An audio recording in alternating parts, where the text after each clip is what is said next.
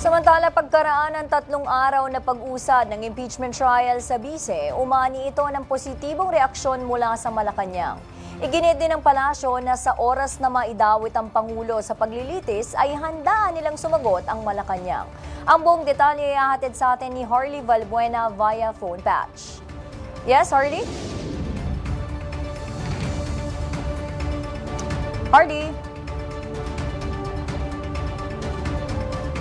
Nudge, para sa Malacanang, naging maayos ang unang 3 araw ng impeachment trial ni Vice President Sara Duterte. Ayon kay Palace Press Officer Undersecretary Phil Castro, bagamat hindi trabaho ng ehekutibo ang mag-assess sa paglilitis na pinangungunahan ng Senate Impeachment Court. Gustuhan pa rin ni President Ferdinand R. Marcos Jr.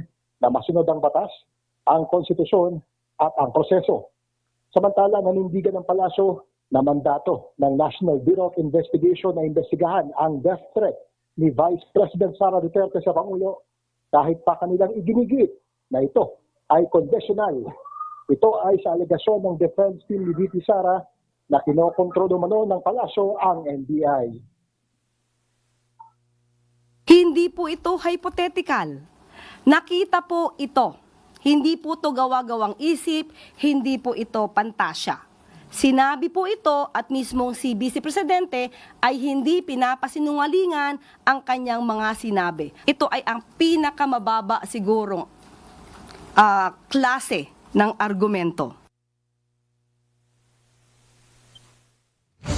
Bagamat hands-off ang Pangulo sa impeachment trial alinsunod sa separation of powers, handa pa rin ang Malacanang na sumagot sakaling idawit ang pangalan ng Pangulo. If the issue involves the President at kailangan sagutin with facts, so yun lamang po ang gagawin natin.